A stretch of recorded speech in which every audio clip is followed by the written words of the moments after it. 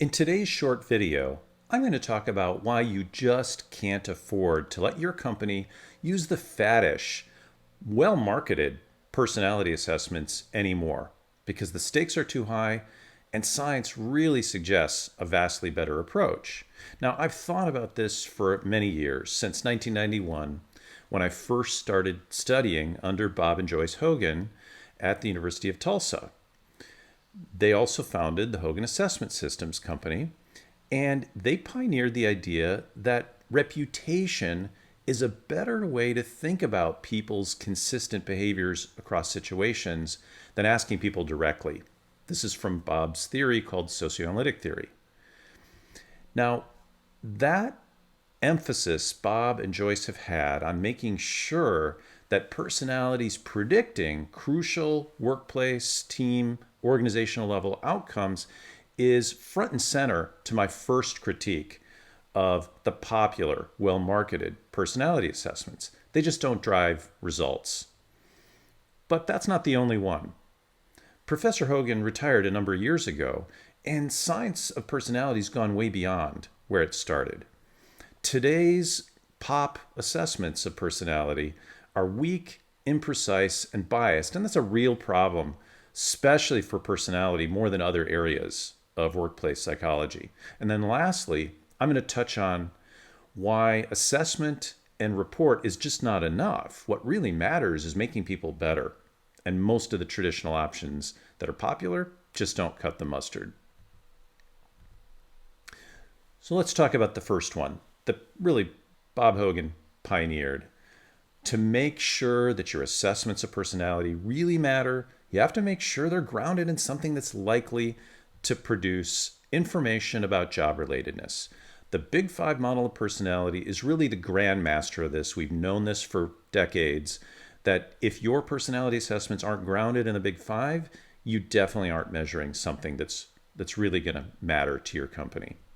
But there's actually science that say there's more than just the Big Five. In fact, a friend of mine, Matthias Spitzmuller at Queen's University, did a brilliant meta-analysis on the screen there showing how proactive personality predicts job performance and, crucially, long-term career success. And it's different than the Big Five.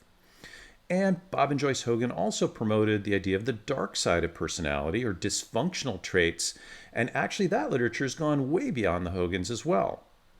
So if you really want to be modern purely in the personality, you need to be holistic on these things that we know predict things at work, in teams, in the company. But realistically, real coaching wants to be holistic, and some of the work-related needs of your client are not even going to be personality related.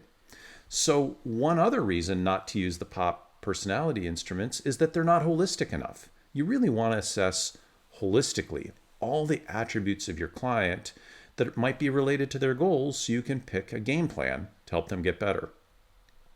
Only a holistic approach does that. So the first issue is that most of those POP personality assessments just don't predict important workplace things. The second issue is that the instruments themselves are fundamentally flawed. It turns out the meta-analyses shown on the screen here bear Professor Hogan's vision out. Reputation is 2 to 3 times more valid than self-report. In other words, observer ratings in a 360 are a much better way to see who is behaving in a certain pattern consistently across situations. Now, some people critique personality because of faking concerns, and Professor Hogan would say, oh, that's just part of their normal self-presentational style. But at the end, what we really care about is it measuring workplace behavior? And observations seem to do that better. Now, observers can be too tough or too lenient or biased in general. The new approaches to measuring personality actually remove that bias. And removing the bias and being extremely precise is crucial to personality because by definition, it's the hardest thing we could possibly help somebody change. Much harder than a knowledge, skill, or a behavior. And so if it's only going to change a teeny tiny amount, we need a very precise assessment to notice if they actually improved it from the point of view of all their well-wishers or stakeholders around them. So the second reason POP personality assessments are no good is they're just not precise enough. But in the end, it's not just the measurement of personality that matters, it's making people better, helping them achieve their goals. And how many of you have given people a personality assessment, interpreted it, they loved the report, found it insightful, maybe life-changing, but 2-3 weeks later, they forgot all about it? Modern approaches suggest we need not only to detect where they are in their personality and their work-related dimensions, but how to help them deliberately, concertedly, purposefully change their behavior over time so they're measurably better. And a single report just doesn't cut the mustard either. The modern approach allows them to schedule little suggestions, nudges, into their daily life of what they could do related to their goals that's not too hard or easy, but just right for them, so they can practice and then journal about it, and then the coach can see that.